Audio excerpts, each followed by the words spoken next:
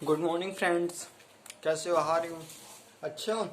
आज हम पढ़ने वाले कोवेलेंट प्रॉपर्टी क्या होती हैं। प्रॉपर्टीज क्या नहीं होती, प्रॉपर्टीज के बारे में कोवेलेंट की हमने लास्ट लेक्चर में पढ़ लिया था। कोवेलेंट बॉन्ड कैसे बनता है और उसकी क्या कंडीशन क्या होती है। आज हम पढ़ेंगे प्रॉपर्टीज। क्या प्रॉपर्टीज पढ़ेंगे कोवेलेंट बॉन्ड की। चलो पढ़ते हैं। पहला, covalent bond is weaker than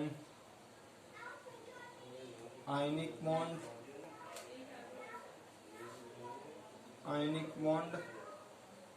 and metallic bond।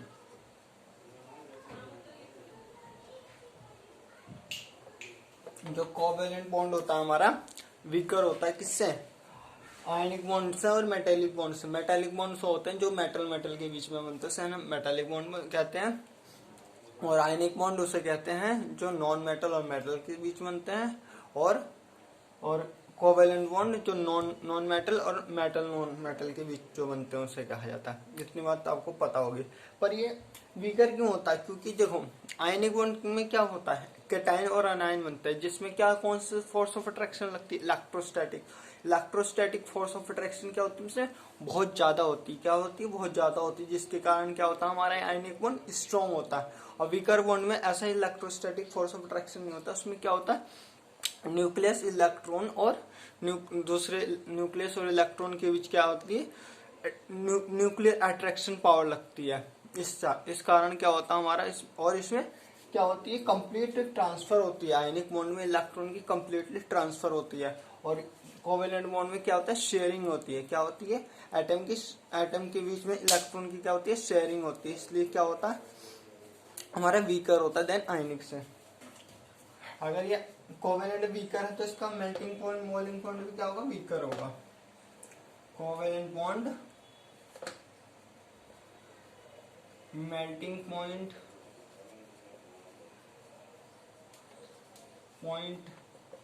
And ये पॉइंट है एंड बॉइलिंग पॉइंट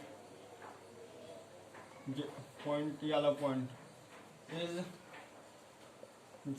लो। अब मेल्टिंग और बॉइलिंग पॉइंट का मतलब ये समझ लो, कोई चीज अगर ज्यादा देर में गर्म होती है तो उसकी बॉइलिंग पॉइंट क्या है, कम है। जो कम टाइम में जल्दी गर्म हो जाए उसकी बॉइलिंग पॉइंट क्या है, हाई है। क्या है? हाई है। ये ध्यान रखना।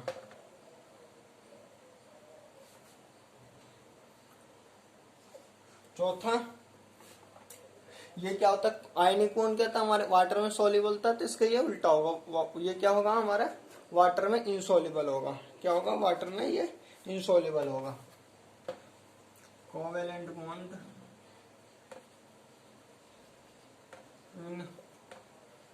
In water insoluble. सॉल्युबल मतलब जो घुल नहीं सकता। But soluble in organic solvent। Organic solvent हो गया जैसे कि बेंजीन, CCl4। ये जो लिक्विड स्टेट में होते हैं, इसमें क्या होता है, ये हमारा सॉल्युबल हो जाता है, मतलब घुल जाता है। आयनिक बॉन्ड क्या होता है, इसमें घुल जाता है। आपने पढ़ा होगा कि लाइक चीजें क्या होती हैं अपने आप में, पोलर कंपाउंड क्या होता है, आपस में घुलते हैं, और नॉन पोलर क्या होता है, आपस में घुल जाते हैं। लेकिन हमारा कोवेलेंट कैसा होता है, नॉन पोलर होता है। वाटर कैसा होता है, पोलर होता है। इस कारण ये इसमें नहीं घुल पाता है। तीसरा पॉइंट है, चौथा हमारा ये है, आयनिक बॉन्ड में मैंने कहा था, आयनिक बॉन्ड क्या होते हैं, नॉन डायरेक्शनल होते हैं। कैसे होते हैं? Non directional. लेकिन कोवेलेंट बॉन्ड क्या होते हैं, डायरेक्शनल होते हैं। Covalent bond directional.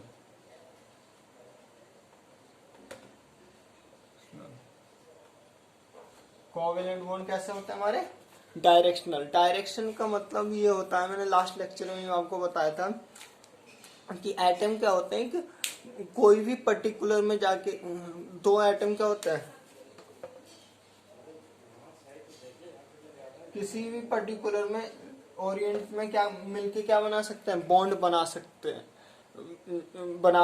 क्या होते हैं, नॉन डायरेक्शनल होता है। लेकिन ये कोवेलेंट में क्या है, दो एटम एक पर्टिकुलर डायरेक्शन में मिलेंगे या उनकी ओरिएंटेशन एक पर्टिकुलर डायरेक्शन में होगी, जब भी क्या होगा, बॉन्ड फॉर्मेशन होगी, उसको ही हम कोवेलेंट बॉन्ड कहते हैं। लेकिन आयनिक बॉन्ड में ऐसा नहीं हो, किसी भी ओरिएंटेशन में मिलके क्या बना सकता है, बॉन्ड बना सकता है, इसलिए वो नॉन डायरेक्शनल होता है।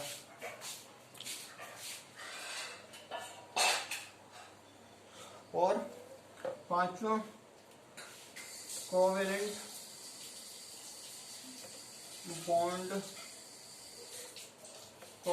Bond of compound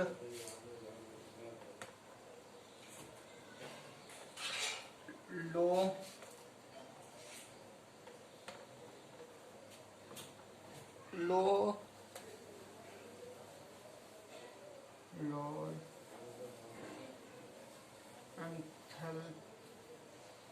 enthalpies of fusion and vaporization।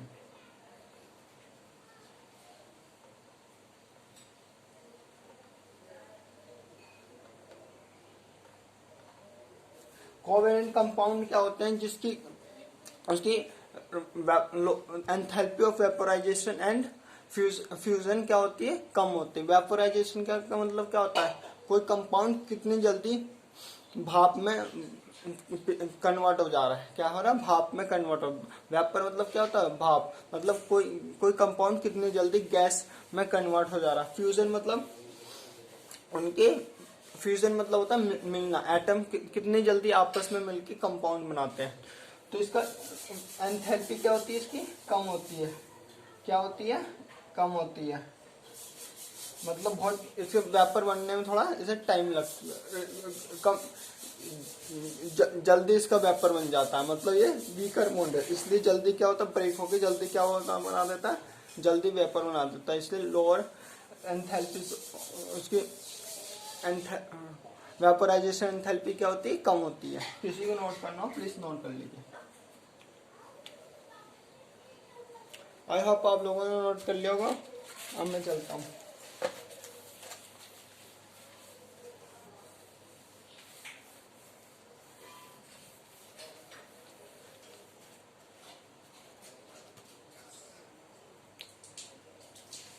और पांचवा, covalent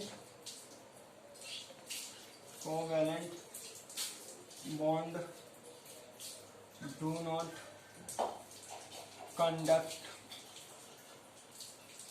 electricity.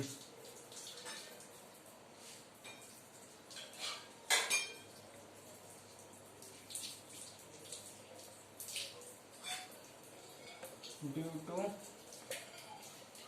lack of free ions present। Covalent compound जो होते हैं उनकी कंडक्टिविटी क्या होती है, हमारी नहीं होती। क्यों, क्योंकि उनमें क्या होता है, फ्री इलेक्ट्रॉन नहीं होते। क्या नहीं होते, फ्री इलेक्ट्रॉन नहीं होते। हमें पता है, अगर कोई, कल मैंने बताया था, अगर कोई किसी कंपाउंड में इलेक्ट्रॉन होगा, वही हमारा क्या कर सकता है, वही हमारे इलेक्ट्रिसिटी को कंडक्ट कराने में मदद करता है। अदरवाइज कोई भी कंपाउंड इलेक्ट्रिसिटी नहीं कंडक्ट करा पाएगी।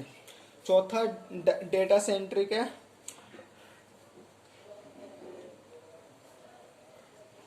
The covalent bond contain energy about 80 kilo calories per mole।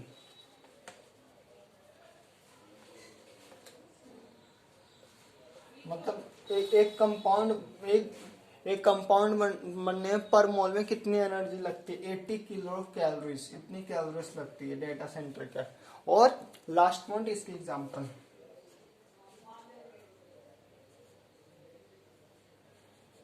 Cl2 H2 Br2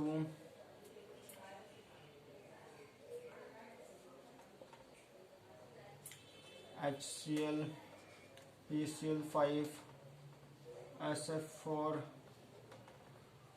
CH4, ये सब क्या हमारे कोवेलेंट कंपाउंड है।